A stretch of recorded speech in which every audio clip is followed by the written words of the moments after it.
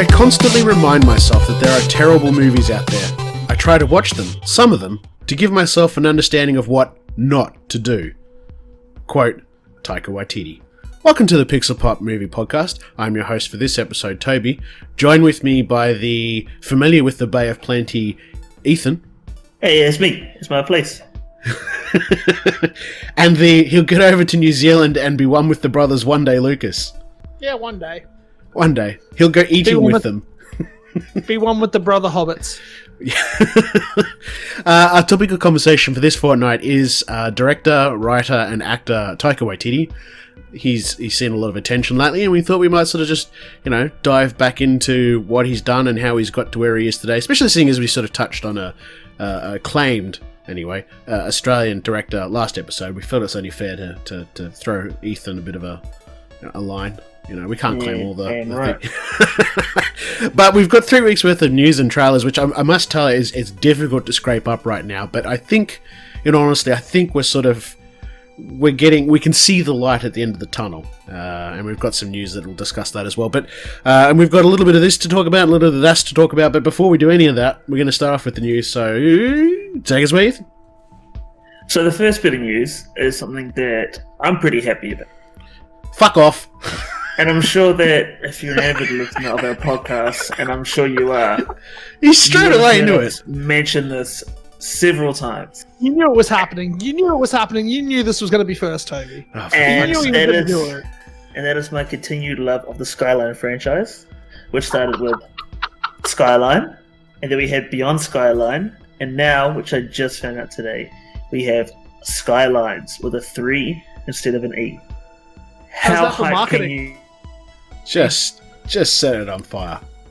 Not very. Just set it on fire. So to me, that's like my main bit of news for today. But for the sake of Toby and Lucas and the rest of the news, I'll do some more. You gotta think though, right? With this movie coming out and obviously everything. No. You don't have to think because they don't think when they make it. Right? This is the darkest timeline. We're getting a third Skyline. Yeah, the marketing budget's like 3 times that of the film budget. That is insane. And all they did was print a poster. So stupid. Yep. And you know what's even more stupid? Is this dickhead will watch it. That's it. If that came to cinemas, which I know it fucking won't, I would watch it. Even if there wasn't a fucking pandemic, that shit still wouldn't come to a no one would touch that shit. I'm gonna buy a projector and put it in my house so I can feel like I'm at the cinemas and watch Skyline. See, folks, this is how you get fucking global pandemics, by doing stupid things at home. Alright? Stop it. Nip it in the bud. If you see someone doing dumb shit, stop them. If you know any of your friends who are watching a Skyline movie, please consult a local physician, local psychiatrist. Call the authorities now. Alright, get on with the real news, you piece of shit. Okay, this news is Venom 2 gets an official title, and that's Venom Let There Be Carnage. Oh, there's a lot of people happy with this title. And it's been delayed till next year? Is that right? June. What's wrong with that? It just confirms Carnage, that's great. What's wrong with that? The hamminess of the title. Oh, okay. If they had said something like if it was going to be called Lethal Protector or something like that, it would have been fine. But Let There Be Carnage, honestly, I get what people are saying in the sense of that it sounds like the subtitle for a really cheesy 90s movie. But let's be fair, at the same time, it's not steel ball bearing testicles. It's not that bad. No. I dig the title because essentially this is saying, it's like Enter Carnage. You know what I mean? Yeah. It's that this is going to essentially be the first chapter of Carnage. Is kind of what the title implies. So I'm fine with it, but I just, when the title, a lot of Twitter was like, really? This is what we're calling it? Yeah, I suppose you could have just done Venom 2 Carnage, but I don't know. They needed to get Carnage in the title somehow. Yeah. Oh well. Next we have Scoob, the CGI animated Scooby-Doo movie, is not going to cinemas anymore. It's going straight to digital, which will be released on May 15th, so this week. On Disney? Right. It'll be on Vlog. all the places where you can rent and buy digital movies. It's going straight to digital. Oh, okay. I've noticed, is it just... I know we're side tangent, I apologise. Did anyone notice that Amazon Prime seems to be changing their sort of setup? Like, it looks like you're going to be able to stream and then also rent and buy? Yep, you already can. It's already up. Yeah, I noticed that. I logged in the other day. You have your VOD stuff like Amazon Prime Video, but then they also have put it alongside the Amazon store where you can rent and buy digitally. Right. So anything that isn't part of Prime Video, you still will have access to, but you'll have to pay basically I use that term very loosely. It's basically what it's always been, where you could just buy the digital version through Amazon and then own it digitally. Yeah, so this is the sort of thing that we might see there. Yes. Next we have a Star Wars series from Russian doll co-creator Leslie Headland is in the works at Disney+. This is the female-led one, correct? I think it said that it is. It hasn't been there's not a lot about it. But I think this was the one. Oh, no, yeah, well, it'll be a female-centric series. It takes place in a different part of the Star Wars timeline than other projects. Have they dated it? No. As to when in the canon it's going to be? No, nowhere yet. Okay, cool. This is going to be... This will be cool. I mean, Mandalorian was great. We don't really have, I think, anything else officially announced yet, but I really want to see them do some High Republic stuff based on what they've announced in the comics. I'd love to see some High Republic stuff kind of come to screen. More in Star Wars, Taika Waititi is to direct and co-write a new Star Wars feature film for theatrical release. Academy Award nominee Krysty Wilson Cairns, whichever one you want to say, is to co-write the screenplay with him. Yeah, Disney really obviously like what he did with Marvel, so... I think Disney just loves him anyway. I think everyone loves Taika. He's been a good success, and we'll get into that a little bit later. But this is a big one for him. So it'd be interesting to see how he injects his sort of brand of humor into it. I could definitely see him doing, and it probably isn't, but I could definitely see him doing like a Han Solo kind of film. You know, more once he's got that cocky attitude. You know what I mean? Not like so much like the childish one, but more like the later stuff from with Harrison Ford. That kind of level of Han Solo, where he's just that really cocky kind of guy. I think Taika could play with that. Yeah, I think Taika could definitely play with that. But it'd be interesting to see. That's for sure. And to round out the Star Wars news, Temuera Morrison has reportedly been confirmed to portray Boba Fett in The Mandalorian Season 2. Give it to me. Give it to me now. It's a small role, apparently, but he's there. Yeah, well, because didn't he play... Django. Django in the movies, yeah. Yeah, in the original one. And then obviously Boba is a clone, so... It's fair that it looks like him. Hey? It makes sense that it looks like him. Yeah, 100%. Spoilers? God. I don't think they could have gotten anyone else to have played Boba Fett if they were going to do it. No. And also as well, I'm pretty sure Mandalorian's set after it's set between it's set after 6 but before 7. Yeah, cool. And so obviously that ages him up a bit because like Temuera Morrison's obviously getting a bit on now. And obviously he gets out of the Sarlacc pit. Yeah, well I was going to say if you're setting it then, we don't know. It could be flashbacks. Oh wow! Well, in the comic books, he crawls out, doesn't he? In the extended universe, he did. If that's all not canon anymore. Yes, but it doesn't mean you can't mine it for ideas. Oh no, of course. I mean, they did. That's what they did with Ben and that, like Ben Solo and that. So yeah, flashbacks. Right. Yeah. They could totally do flashbacks, like as he's slowly getting digested. Yeah. Pre-digested Boba Fett. And to just finish it off now, Robert Rodriguez and Peyton Reed have both been confirmed in directing episodes of Season 2. Very cool. Next we have Doctor Strange 2 has been pushed back 4 months to March 2020. It was originally supposed to come out November 5th, 2021, and now it's 2022. So this is also because Spider-Man moved. Yeah. No, everything moved. So, No. So there was the original Marvel slate that got moved where everything got pushed back to the next release date. So Black Widow went to Eternals. Eternals went to Shang-Chi. Shang-Chi went to Doctor Strange. Doctor Strange went to whatever it was. Like basically everything got pushed back one release date. from what had already been set up. But then Sony decided that they were pushing back the production of the new Spider-Man movie, and then just changed their release date to the week before Doctor Strange was due to come out. And because Marvel didn't want to compete with essentially their own IP, they were forced to push Doctor Strange back again.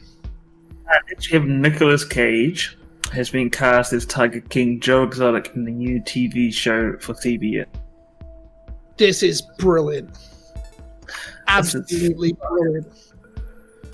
We need full-blown Wicker Man Nick Cage to do Joe Exotic.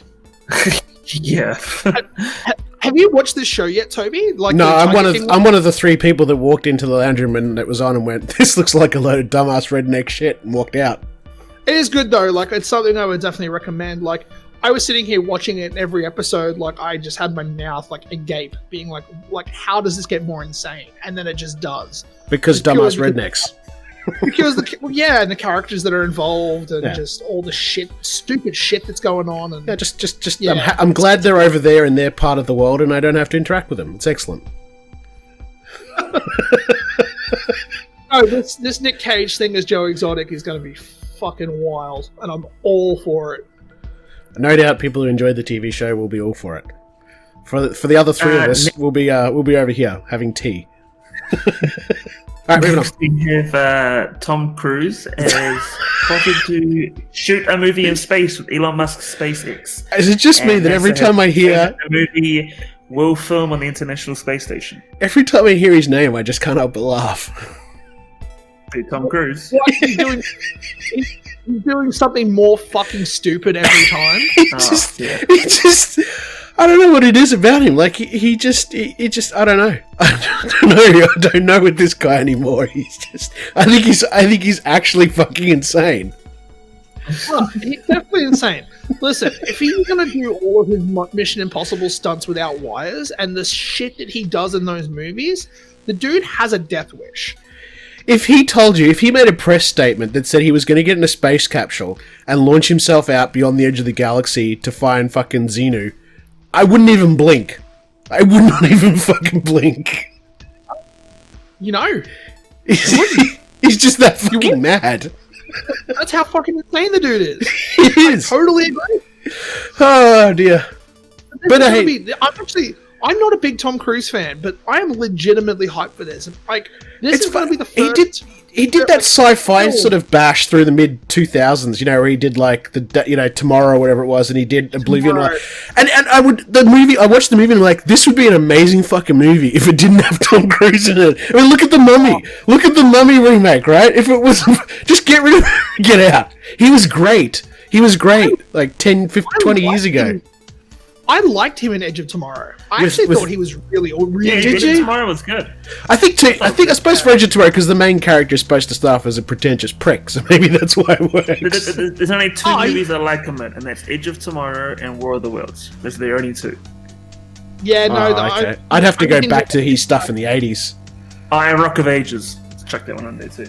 I only like him in Mission Impossible, and like those Mission Impossible movies are great. Great spy movies. Never seen a single one. They're nowhere near like James Bond quality, but they're fucking good spy movies. But yeah, this is gonna be cool. Like, this is the first like movie that's gonna be shot in space for real, and it's kind of exciting as like a bit of like a space nerd. Like, this is really cool. Yeah. Oh, well, good luck to him. I will avoid it. All right. Next, we have a trailer for season 2 of Homecoming on Amazon Prime on May 22nd. Season 2? I don't think it's season 2. Yeah, season 2. It is season 2. Season 1 was the one with the Julia Roberts. Oh, that's right. Yes. Yeah. So season 2. So obviously it's one of those things that each season's a different story. That's what it seems like. Yeah. Yeah. So this is interesting. She wakes up on a boat in the middle of a lake with no idea who she is, and it's sort of like the Truman Show kind of thing. It looks like the whole thing's a fucking military experiment, though. It's not like haha Truman. It's kind of fucked up Truman. But it looked good. And I mean, it's coming to Prime, so... And it's coming to Prime in, like, a fortnight. So, yeah, watch the trailer. It'll probably tickle your fancy. This sounds like shit that's right up my alley. Speaking of right up your alley... Yeah, did you watch the trailer for... Lovecraft Country. Yeah. I'm sitting there watching the trailer. I'm like, this looks okay, but I'm sitting there watching the trailer. First impressions, I watch the trailer and I go, Lucas is gonna love this. That was literally my first impression. You know what it reminded me of? Wayward Pines. I didn't watch it. Did you ever watch it? I didn't. I know about it. It's fucking weird. It's M. Night Shyamalan. Holy shit, that show is great.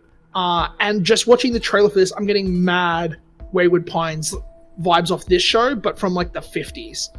And they're obviously leaning into like a lot of the racial things from the 50s as well, with the the main characters being black, and that, like, on top of dealing with like the racial issues, there's also a supernatural element to it, and it just looks crazy. Yeah, well, that part of the world wasn't a particularly good place to be black either. Like, 100%. Providence and all that was very much, didn't like outsiders. And that's what the show's about. It's about, Lovecraft monsters, but also traversing America during that period of time. Yeah. But it looks really good, and definitely, you should definitely give the trailer a watch. So we'll have that in the article that goes with this podcast. It looks good. You get Journey Smollett-Bell, who's recently been seen as Black Canary in Birds of Prey. Michael K. Williams, Courtney B. Vance, Tony Goldwyn. There's some good people in there. Is this the cast? This is the cast of Lovecraft Country. Oh, I haven't even looked at the cast of this yet. Yeah. Really? They're all in it? Yeah, produced by Jordan Peele and J.J. Abrams. Yeah, that's big names pushing it behind.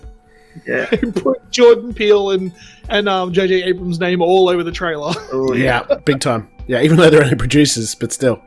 They're only EPs, but like they do that with everything. It's like that brought you Titanic, and it turns out it was like one of the guys that just helped write one or two scenes. Yeah, he did the lighting.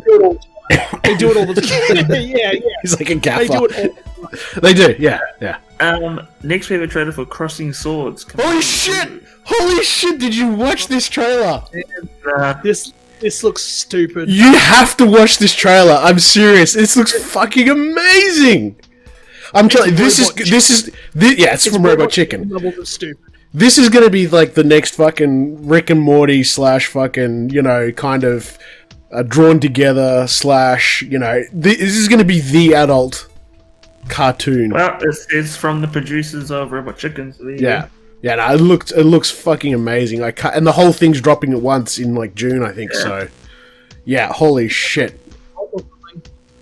Yeah, watch the trailer. Definitely watch the trailer if you haven't. It's there's no way you can watch that and not have some kind of laugh or impact.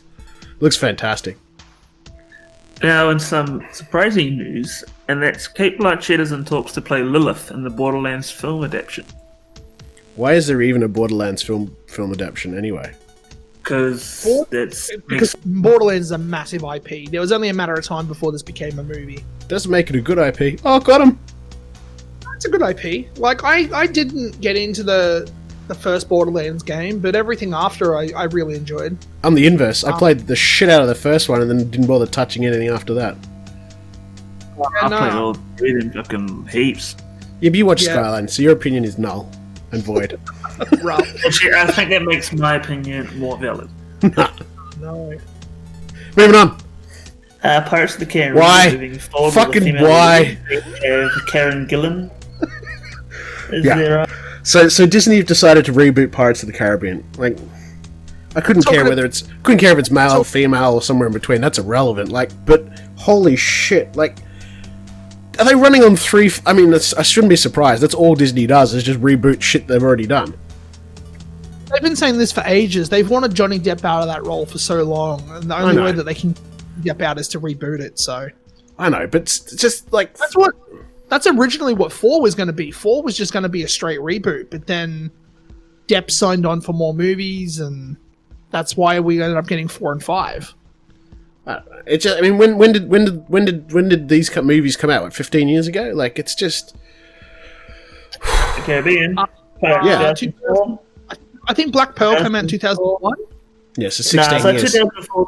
Actually, 2004. And then the most recent one was like 6 years ago, right? 5 years ago or something. 6 years ago. Like, no, 2003. Black Pearl's 2003. So it's not like you're even fucking rebooting something from 50 or 60 years ago, like fucking Cinderella. Nah. Let's just bang out that shit we did 5 minutes ago again. It's getting a bit tiring. Like, come on, Disney, write something new. I dare you. I double dare you to come up with an original and exciting and just fuck. Anyway, don't listen to me. I'm a bitter old man. What? You are? I suppose they are. They've got the Jungle Cruise. They've got Jungle Cruise coming out. That's new. Actually, speaking of Jungle Cruise, Emily Blunt and Dwayne The Rock Johnson have been confirmed to be in a new movie together. I can't remember what it's called, but it's based on a comic where the couple who's pretty much on the brink of like divorcing get superpowers that only work when they're in close proximity to each other. So pretty much we're getting a Hancock reboot with Dwayne Johnson and Emily Blunt instead of Will Smith and Charlize Theron. Yep, fair enough. That's fine. Sounds good. Next we have Paramount has nabbed the sci-fi tale 2084. Yeah, this sounds super dope. So basically, This is the Orwellian thing, isn't it? It's like a reboot kind of idea of 1984, isn't it? yeah, so it's essentially going to be a spiritual successor to 1984, but it's going to take a lot of the ideas and premises of that original book and that story and put them 100 years into the future. Right. With technology now. So book- it's a dictatorship with the full invasion of privacy. So this time you're going to be microchipped and fucking security camera up your ass. Yeah, basically it sounds like it's just going to be a Black Mirror movie. Yeah, or it's just going to be, the NSA field manual, filmed page for page. Pretty much. Next Dear. Louis Leterrier will be making Bright 2 for Netflix. Yeah, so David Ayer dropped out. Yeah, that was a big film for Joel Edgerton. That was a big film for him. The script is still done by Ayer. No, I meant he dropped out of directing. He's still going to write and produce it. Yes. So he's just dropped out of directing is what I meant, sorry. Yeah, Louis Leterrier is coming on to do, basically to direct Bright 2. And Will Smith and Joel Edgerton are coming back as well. So that was the other thing that was in the report too. Cool. Is the elf chick coming back as well? Yeah, Lucy Fryer in production been delayed and she's coming back. Okay, cool. And Louis Leterrier, you know him from The Incredible Hulk and Now You See Me. He also did all the episodes of the Dark Crystal TV show for Netflix. Okay. He did all that. Okay, that's not a bad resume. Yep. Nah. We have a community movie conversations are happening, says creator Dan Harmon. This has been running for a while. I'm pretty sure Alison Brie said back in February that she got on a call recently about a community movie. And I think John McHale and someone else had said recently, and the Russo brothers had said that with it now being on Netflix, the whole series, that Netflix would probably be the most likely one to pick it up to do the movie. And that all of them would 100% be back for it. They recently did a table read of an episode from season 5, and everyone was there except Chevy Chase because he wasn't in the show at that point. So yeah, everyone was back for that. They did a podcast afterward with Ken Jeong and John McHale have a podcast they've been doing together since quarantine. And they all did a podcast together for that. Wait, when did they do the community table read? Isn't that tomorrow? Yeah, I think they've already recorded it though, but it comes out tomorrow. Oh, okay. Yeah. I thought they were doing it live. Yeah, they've already recorded it, and then they did an episode of podcast for Ken Jeong and John McHale's podcast. They all did that as well after it. Gotcha. Okay, cool. That's already up as well. You can go watch that one now. Yeah, no, I'll have to go look for it. I'm really, really excited if they can get everyone back except Chevy, because there's no way he'll get even invited. And Pearson's dead anyway, so it's fine. Yeah, but they could totally do him as a ghost or some dumb shit like that. Yeah, like with everyone on board, and you know that everyone wants to come back and do it. They've been talking about it ever since the show got cancelled. It'd just be perfect for them to come back. Okay, so I got a couple of bits. I got a couple of little bits. So there was some news coming out today that there's been a very tentative date of July 16th as a potential reopening date for cinemas across Australia. Still a lot to be discussed though, as in, you know, would you be seating every other row? Would there be every second seat? They'd need to talk about sanitisation between sessions, which may therefore drive up ticket prices, etc., etc., etc., etc. But it would be, at this stage, if that was to happen, it would coincide with the release of Christopher Nolan's Tenet movie. So I wouldn't hold your breath, but it looks like if things keep going the way they're going, then we might be able to sort of be heading back to the cinemas, in just over a month. It's just because we've had this topic of discussion before, where we talked about we brought up the concept of CGI actors and then the potential of a pure CGI actor. You might remember, I think you were on that episode, Lucas, because we were talking about Peter Cushing and all that sort of stuff. Yeah. So, we were talking about the Dean thing too. Yeah. So just recently, the James Dean thing. So just recently, May 7th on Twitter, Variety kind of reported that a completely CGI generated influencer and music artist, created by an entertainment company called Michaela, has signed a CAA's first virtual client. So she signed a deal. So we have a 100%, has never been real, it was never a living person, completely CGI, completely fabricated being, has signed a deal.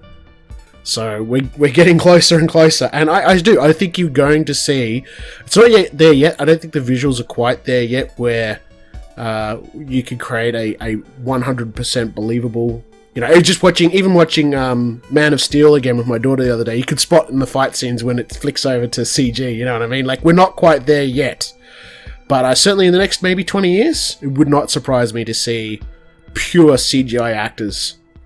And Hollywood's going to love them, because they're never going to strike, they're never going to get arrested, they're never going to go off and do drugs, they're able to change their body weight at a keystroke, or dye their hair. They don't have to sit in makeup for 18 hours. It'll happen. Anyway. This is insane. I'm actually just reading the article. So this little Michaela, who's the virtual influencer that's got signed, was created in 2016 and has amassed 2.2 million followers on social media. Yep. Alright, so before we dive into our topic of conversation, like I like to normally do, I just touch base and see, have you guys watched anything in the last 3 weeks? I've been busy, but I've just been binge watching Community and anime. That's it. Yeah, what anime are you watching? Demon Slayer, My Hero Academia. What was the other one that started? Oh, I've been trying to finish off Dr. Stone. Yeah. Yeah, pretty much all of it. What about you, Lucas? You're usually watching something. Yeah, so I finally talked the missus into watching How I Met Your Mother. She's not been one to, like, she hates the concept of the show. She thinks it's dumb. And then we sat down and we watched the first season, and then she's like, fuck, alright, I like it. So we're about halfway through season 2 right now. There's another show we've been watching. It's a new one on HBO called Run. Domhnall Gleeson from Harry Potter and plenty of... Hey? Star Wars. What's that? Domhnall Gleeson, he was in Star Hux. He was General Hux. Oh, he was Hux. Yeah, I forgot. Yeah, I totally forgot about that. But yeah, so it's him, and the girl in it is new. I've never seen her in anything before. Walking Dead. Wait, who was she in Walking Dead? She was the nurse when they got to the Alexandria Safe Zone community. What? Spoiler alert, people who haven't watched it or not. I don't really care. She got the arrow through the eye. Okay, I didn't even recognize her. She looks so different. But yeah, so basically they have an agreement that if one of them texts run and the other one texts it back, they meet at a train station in New York, and then they just run away together. Drop everything and run away.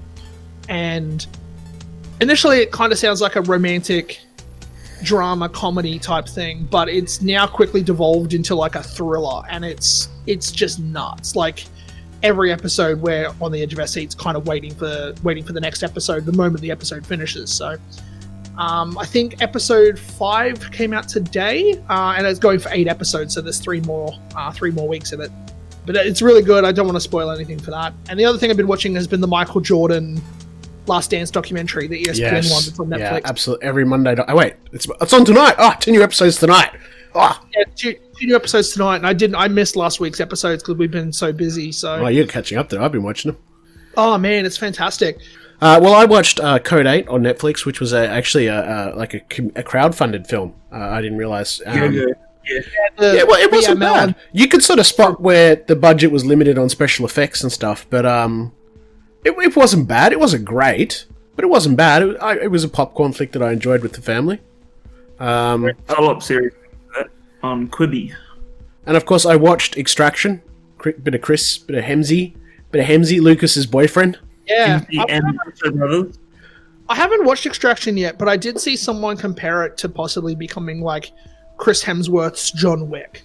Like they could totally do. I can understand how you. Yeah, I can see how you're doing that. Yeah. Well, I won't talk about it anyway. I'm not going to do spoilers, but yeah, you will like it. It's good. Apparently, there's a few changes from the graphic novel that it's based upon, but that's fine. Yeah, it plays out well. I enjoyed it. I thought the story was, despite being an action flick, I thought the story was pretty good. The acting was pretty good. You know, the young fella in it was pretty good, so I enjoyed it. Ethan, I watched and finished The Man in the High Castle season 4. I watched the first episode. Yeah, you know, I will admit I screen two'd most of it, but I was like, you know what, fuck it, I'm gonna force myself. And after I got through about the first 2 episodes, then I was interested in it again, and I watched it to conclusion. So I'm glad I did. It wasn't as good as the first 3 seasons, Yeah. but it was a conclusion. Yeah. It was an interesting, and it's still a journey I'm glad I went on. Like, if you haven't watched any of it, it's still worth a watch. Interestingly, it's sort of been, for whatever reason, it's been a bit of a World War II binge for us lately, because I came out the other night, and the girls were watching Saving Private Ryan, and then I persuaded my daughter, she watched Das Boot, the movie, but with English voiceover, and I've been watching the Das Boot TV series, which was a lot better than I expected. I thought it was going to be trite. But it's actually quite good. It's definitely European. And I saw the trailer, I thought, oh, don't tell me you've Americanized this shit, and they haven't. It's actually quite good. And then we've actually started watching the documentary series from 1973, The World at War. Because she just says to me, like, they don't teach any of this stuff at school. I'm like, you know, it wasn't just the Germans and the Japanese. Like, there's a whole, Russia was invading Finland, and Italy was doing its shit, and there's war going on in Africa, and they don't know any of this stuff. So we're going through that at the moment. So let's move into our topic of conversation for this episode, and that is director, writer, and actor. Producer as well. Producer, writer, sex god. A little bit of everything. Mr. Taika Waititi. Or should I say, Taika David Cohen. Born 16th of August 1975, but known professionally as Taika Waititi. Let's see. I'm just going to quickly give you the spiel. He was born, Taika David Cohen. He was born in Rockokori. Is that correct, Ethan? Hang on a sec. Rockokori in the Bay of Plenty region. So he's a bit further up and on the right. New Zealand is North Island. And he grew up both on the East Coast and the Aro Valley of Wellington. His father was a Maori farmer and artist. I can't even begin to pronounce that. Whilst his mother, Robin, was a school teacher of European descent. Waititi's maternal grandfather is of Russian Jewish heritage, and his maternal grandmother is of Irish heritage, and he describes himself as a Polynesian Jew. Waititi's parents split up when he was around 5, and he was raised by his mother. He attended Onslow College for secondary school. He studied theatre at the Victoria University of Wellington and graduated with a Bachelor of Arts in 97. So he's sort of... Yeah, what year was he born again? 75, yeah, so he's about my age. He originally used his mother's surname Cohen for his work in film and writing, and then when he was doing his work in film and writing, he used his father's surname. He continued to use the name Waititi professionally following the success of his first short film. So, his first short film, let's scroll down here. I mean, he's been around a little while. I think it was... Definitely gained traction with Two Cars One Night. That's the one that got better notice. Yeah, so the first thing I could see on IMDb anyway is John and Pogo, which is a short, and then he did Two Cars One Night in 2004. So John and Pogo is 2002, Heinous Crime in 2004. So he's still using the Taika Cohen name here. Tamatu in 2005, and then probably what was, even though he wasn't directing it, what really brought him to attention was probably What We Do in the Shadows, which is 2005, I think. That was the short. He directed the short. So the short of What We Did in the Shadows. Yes. And then Eagle and versus... It took him 9 years to get it made into a film. Yeah. It took him a long time. It did. And then Eagle and versus Shark was his first proper full-length directorial debut. And it wasn't received particularly well. Movie, it's very fun and quirky. I mean, it's interesting. It's got a bit of polarity here because it's pushing nearly 7 out of 10 on IMDb with a Metascore of 55. So that says to me it's one of those films that the fans love, but the critics weren't a big fan. You see that with some of the Star Wars and other things where, the critics might go, and the fans love it, or vice versa. Yeah, again, it's a very quirky film. It's made for a certain type of audience, which are the kind of like the ones that find the weird, like a lot of the stuff that's like the weird sense of humor in his films. It's just that for 90 minutes and nothing else. So it's for a very niche audience. But those that love Taika's style anyway would still love that movie. Yeah, now he did some work with Flight of the Conchords, the TV series, but it was his next film that really got him on the map, and that was Boy. Boy was yes. I still haven't watched it, ironically, and I know I should. It's really good. Yeah, and that's just It apparently absolutely epitomizes it summarizes life in New Zealand. Yeah, in every way, shape, and form. And obviously, it's I've heard it's both funny and sad and all the rest of it. So I'm too young to relate to it, but my parents, I watched it with them. They related to it a lot. Yeah.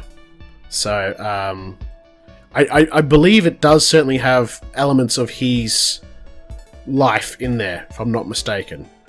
I think it did. It's not a biography, but there's definitely elements that he's drawn from his own experiences. Yeah, it's like half a biopic, but not really. Like it's loosely based around his own life. Yeah. So 2010. So again, like I consider this. This is a gentleman who is pretty much my own age. This is fairly late in his life to sort of really start a. I suppose not too bad. He's what? He's 30. He's in his early 30s by this stage before he's really had a. But then again, I suppose most of a lot of the big directors are already in their 60s and 70s, so I suppose, I don't know.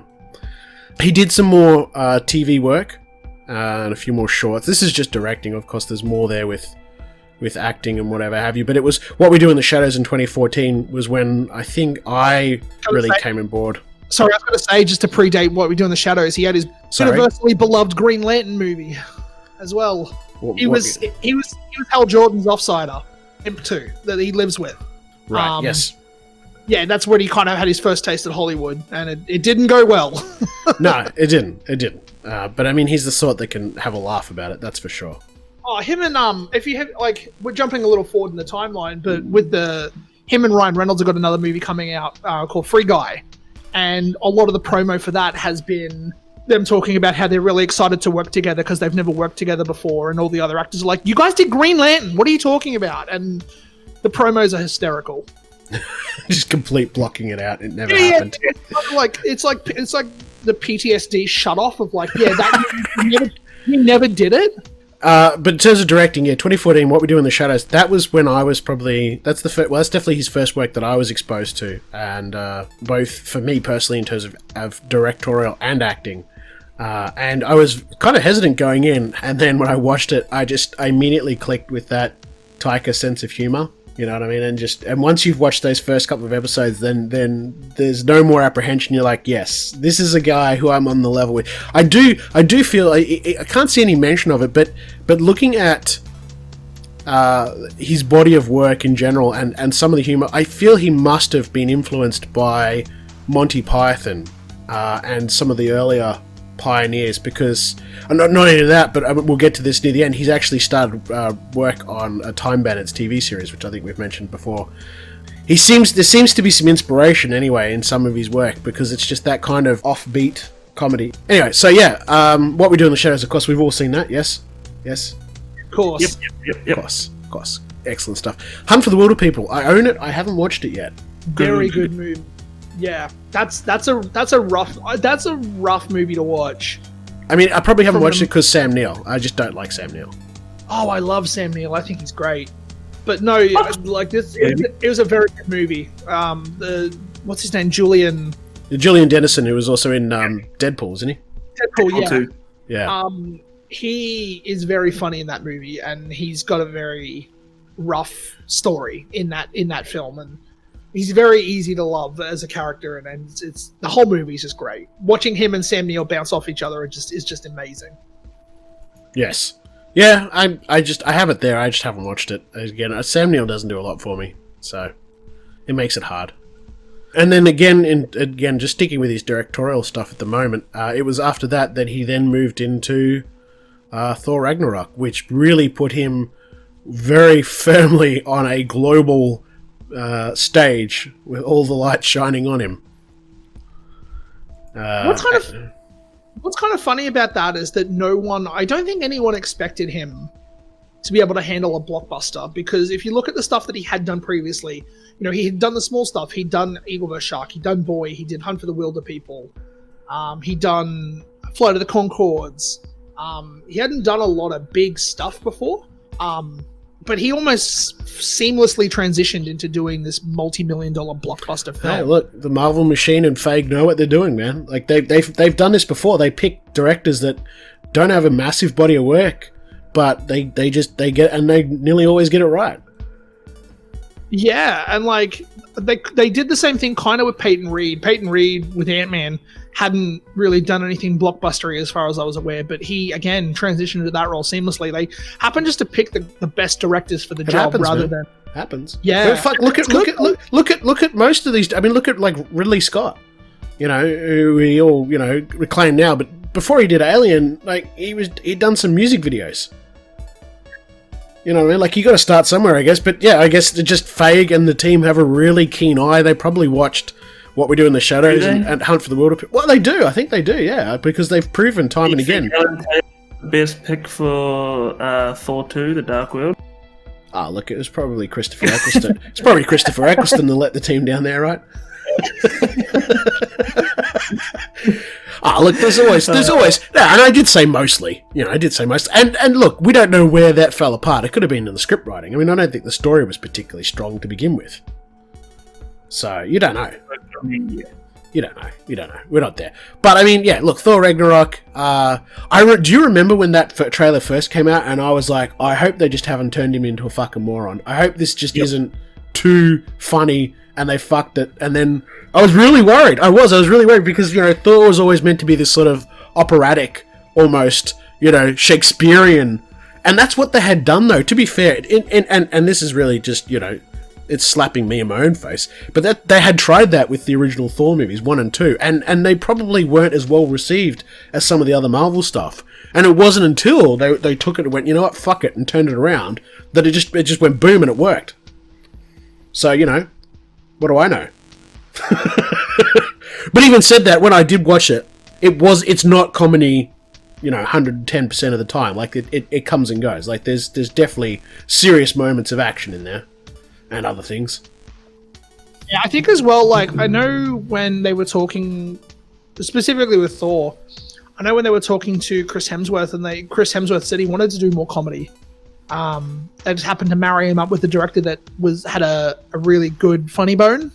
Yeah. And I guess why Ragnarok worked so well is because it was kind of the marrying of someone who is a genuinely funny dude in Chris Hemsworth being partnered up with someone who is very funny creatively to then put together something that was just not only funny, but it had action, it had heart, it had a lot of different elements in it that Chris could kind of flex that muscle and get everything under one. Everything. Yeah, in one you film. like it when Cribs flexes his muscles, don't you, Lucas? When Taika flexes his muscles. So Thor Ragnarok was a resounding success. It was huge. It was profitable. Everybody went and watched it. Everybody loved it. And as I said, like, if you were looking for a way to explode onto a global stage, that was definitely a good way to do it. And by the end of that, everyone knew who Taika was, and everyone loved Korg. But anyway, so after Thor, there's a lot of excitement. And then the next sort of noticeable release from Taika is Jojo Rabbit, which was hilarious and well worth to watch. Sorry? I haven't seen it yet. Funny Hitler. You haven't seen it yet? Oh, well, man. I'm not going to tell you to watch it because then you won't. I swear I talked about it with you over Christmas. Nah, we talked about, like, Knives Out and stuff. I thought we talked about Jojo too, because I saw Jojo over Christmas, and that movie's so good. I can only imagine though, like, with him going into like Hollywood and being like, all right, cool, so he's on the back of Thor Ragnarok, he's riding this massive wave of success, and like, all right, sweet, what do you want your next movie to be? It's like, I want to do a movie about Hitler, who's a comedy. Please, what's your next movie about? Hitler? Yeah. Fucking what? Can you imagine, like, Hitler. But I mean, the film did pretty well. It won Academy Award. It won a BAFTA. It became an awards darling. It was very much an emotional roller coaster, though. I mean, 1 minute you're laughing, the next minute you're pretty much fucking crying. Like, it's I guess that's... And if I suppose I know that's kind of the ride I'm in for with Boy. Not that I haven't watched it, but I know it's going to be that same sort of thing where 1 minute I'm going to be laughing, the next minute I'm going to be crying. Yeah. But yeah, a great, outstanding film, and hopefully, I mean, I don't want a sequel, but I'm hoping we see more of that kind of film, from Taika, and I'm sure we will. He's still young. I'm definitely will. Of course, we had a lot of writing for What We Do in the Shadows. There was the American TV series as well, which initially, again, I was very hesitant because often when we take British or Australian TV shows and we Americanize them, they lose a lot of that charm in the process. But with Taika so directly on board, and the casting was really good too. I mean, the casting was still very British. It was fantastic. The new series, and we've got season 2 of that now. On its way out, so that was fantastic. And of course, he also did Wellington Paranormal, which I haven't watched. I heard wasn't quite as well received as What We Do in the Shadows. No, not quite. Yeah, I think it's still going. People the characters from What We Do in the Shadows, but instead we just got the cops. Yeah, they're up to season 3, so it's still going. It is very funny. Like, it is a very funny show.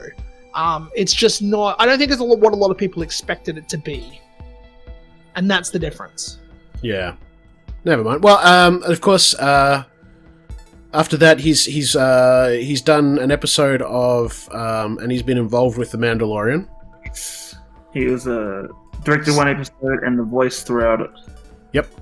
And then we've got a few things that are coming up soon that are all pretty exciting.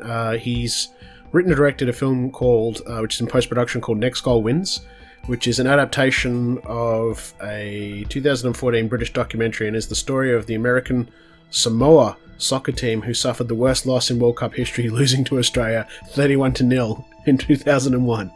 Yeah, it's already filmed. Is it? Okay. There you go. So that sounds amusing. And I mean, you look at Michael Fassbender, Elizabeth Moss, Armie Hammer. Looking like alright names right there. Yeah. Has this very good ability to be able to assemble a great cast of actors and get the best out of them. Case in point probably would be Jojo Rabbit, again, just to kind of go back to that. But you've got Scarlett Johansson in it, you've got Rebel Wilson, Stephen Merchant, Sam Rockwell. He's managed to assemble this great cast. And I did love Rockwell in that too. He did so well. I could only imagine that it's going to be the same with Next Goal Wins. Absolutely. Can you imagine Fassbender just playing a real goofy, dork role? I think he's supposed to be playing. I think he's supposed to be playing the manager of the Samoan team. Yeah, that's awesome. But yeah, that's going to be cool. Like, I'm still really into it, so it's going to be it's going to be interesting. I'm really hyped. And of course, then he's also working on Thor: Love and Thunder, which is in pre-production. For Marvel, and the short of it is, I think we're having some of the Natalie Portman female Thor storyline. Jane Foster's coming back. Yeah, I bet she is. After she didn't want it, after Portman was like, "Fuck you and your bullshit," and then maybe too soon. Marvel's Disney's paycheck's too big. Because she wanted to work with Patty Jenkins. I know. Patty Jenkins left the director. Yeah, I know. Thor 2. I know, but Disney does write very big paychecks though. Patty Jenkins was pushed, but in saying that though, I don't think if Patty Jenkins had have done Thor 2, I'm sure if she had have done Thor 2, I don't think he would have gotten Wonder Woman. So. I'm willing to. And Wonder Woman was fantastic, so that's a consolation. So obviously everybody's excited for that. When are we getting that? Do we have it's like another couple of years, isn't it? Thor: Love and Thunder. Yeah. That's 2022. 2022. Yeah, February. It's going to be Valentine's weekend. Perfect. It's a love story, like Deadpool. Yeah. Okay, so what else is interesting is, as I said, he's working on Time Bandits. He has written the pilot and directed it, or at least will be. It's announced. I'm really keen for that. I don't know if you guys have watched the original movie, but... I've seen the original. Yeah, I think I saw it a long time ago. I don't really remember it. Yeah, Terry Gilliam did the 1981 film, and it's so... The humour in that is so dry. It's Taika. It's got Taika written all over it. It's so dry. Like the little boy just has that straight face. In fact, I don't think nobody really laughs at a joke in the whole movie, and yet the whole thing is completely hilarious and over the top and ridiculous. Yeah, good laugh. Great film. Yeah, death. And that's right, evil. And then God comes down and he's just, the old man in the suit and everything. It's just so good. So good. I'm very keen to see a TV series will work, because in the movie, as a refresher, they jump through the portals to different points in time and steal shit, or try to. Never works. So I think a TV series is going to work really well for that storyline. So I'm really keen to see what they do with that. Very keen to see. And then also what's interesting, it's a writing credit only. He's apparently working on a Flash Gordon film. Yeah, that was only announced a couple of weeks ago, right? Yeah, there's a couple other bits. Of course, there's the Star Wars film we mentioned earlier. That's exciting. But yeah, Flash Gordon remake, super keen. And he's also writing... this is interesting. Oh yeah, of course, the We Are Wolves. He's working on that, which is the sidequel, I suppose, to the What We Do in the Dark, whereas it follows the werewolves rather than the vampires. Yeah, so werewolves. So WE''RE space wolves. So werewolves, but not werewolves. Ba-dum-tsh. So yeah, lots of stuff, and I gotta say, just about everything he's working on now, I'm excited for. Like this just all of that he's working on sounds fantastic, and I'm glad we have him. I'm glad we have him. I'm glad he's making films. I really appreciate the man's sense of humor, and I probably even due to go back and watch the original What We Do in the Shadows movie again as well. And I do need to go back and watch Boy, or try and watch Boy. I haven't watched it, so. But yeah, fantastic. And look, he's only mid-40s, so he's got another 20 years. I'm sure he can bang out some more films. He's got the world at his feet right now, so he's got a number of years ahead of him. And if he keeps going up, if he keeps up with the creative visions that he's had previously and keeps banging out quality, man, the dude's going to be having a career until he dies. Oh, it's sad. Unfortunately, he's got 2 daughters, but unfortunately, as of March 2020, he and his wife have been separated for 2 years, it was reported. Yeah. Oh. But that's Hollywood for you, right? Like you're never fucking home and blah, blah, blah, blah, blah, and, it's just the way it is, unfortunately. What else? I'm just reading. Oh, okay. I'm just on his Wikipedia. So he's also set to, as of March 2020, he's set to write, direct, and executive produce 2 animated series for Netflix. One based on Roald Dahl's children's novel Charlie and the Chocolate Factory, and the other focused on the Oompa Loompa characters. I think we've mentioned that before, but I had failed to mention it this time. So he's the last one or the one before. Yeah. So he's obviously So he's got a bit on his plate. But if you haven't gone back and watched his early stuff, I guess I'd at least start with Boy, right? Yeah, definitely. I don't think you need. Are you missing anything if you skip Eagle versus Shark? I think Eagle versus Shark would be one to come back to later. Like, if you like his quirky stuff, I would say watch everything else, and if you do like the quirky stuff, maybe go back and watch it. It's also very funny because Jermaine Clement is one of the main characters in it as well from Flight of the Conchords, and that's a very different role for him too. So that movie had a lot of hype because he was in it, because Flight of the Conchords was at its peak. So, but yeah. It's a very, very quirky movie. I think just looking at all this too, one of the final thoughts I have is in between. What's really great is in between Thor Ragnarok and Mandalorian and Star Wars and all these ridiculous huge films, he's then able to bang out things like Jojo Rabbit and Next Goal Wins. Like, his feet are still on the ground, if you know what I mean. Like, it's clear the man's passion is still these kind of left-wing wacky comedies, and he's not afraid in between this sort of very important Hollywood movies. He's not afraid to come home and just knock out something for a bit of fun. You know what I mean? And I think that's important. I think that's really important. He's like, if he ever gets the shits with Hollywood, and a lot of directors do, he's going to come home and have a successful career in New Zealand, just making these sort of offbeat kind of, films. Anyway, Taika Waititi. Most of this stuff's probably floating around on a streaming service somewhere, so look it up, get watching, start with Boy, go from there. Speaking of streaming services, what's coming up, Ethan? What have you got for us? What's happening on the old Netty Flixies and the Amazonies and such? We got a lot of shows and some movies. Yeah, we're at May 11th now, so let's skip past all the ones that are already out. So there's Homecoming Season 2 coming to Amazon Prime May 22nd.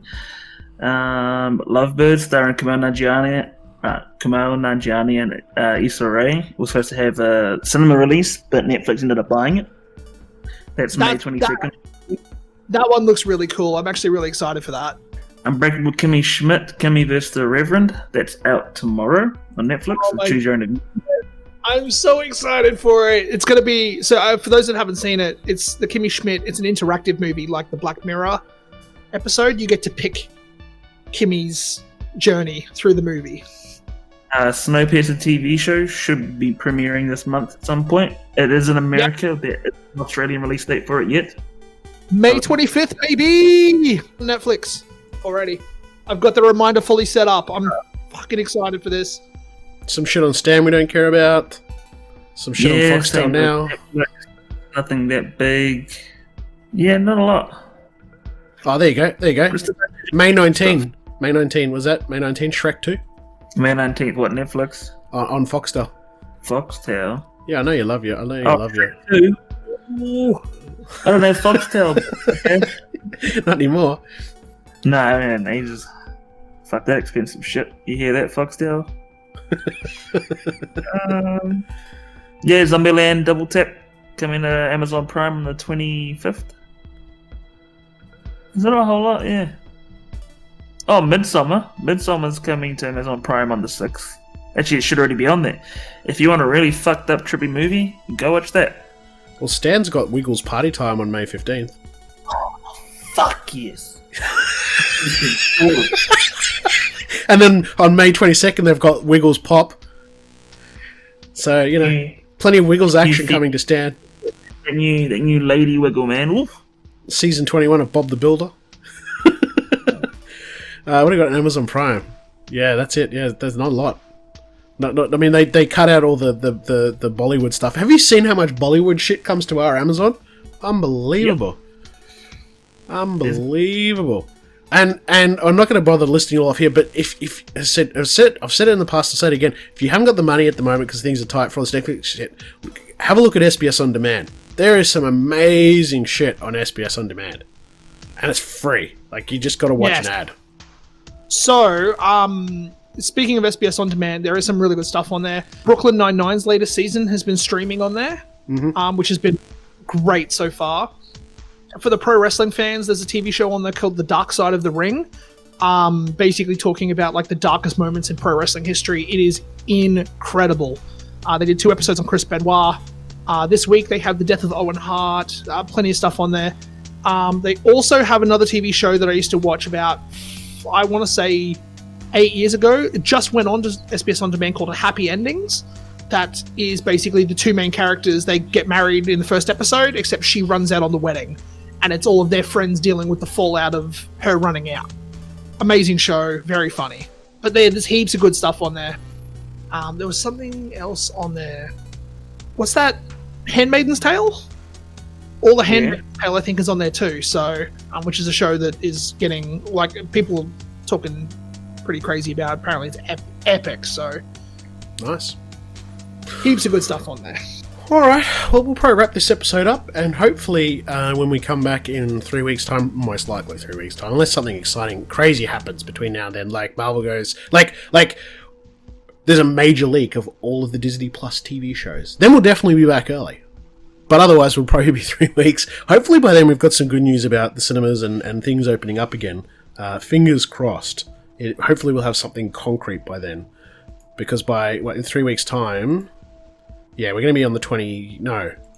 Yeah, we're going to be on the 1st of next month. So I reckon by the time we're back, we should have, hopefully, some concrete kind of dates for cinemas reopening, and then we can start cranking the hype machine and getting excited for Tenet and other films that are because once the cinemas are locked in, then obviously movie studios and Hollywood and other will start locking in release dates, and then when that happens, that's when we're going to start seeing trailers again. So, fingers crossed that we're sort of really starting to step into the light out of the tunnel next episode. Thanks for joining me, guys. Oh, good. No stress. Always a pleasure. Always a pleasure.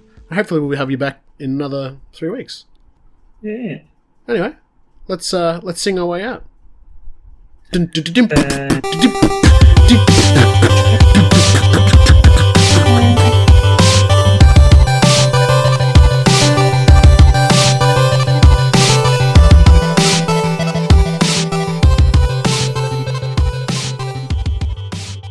Buy my mixtape.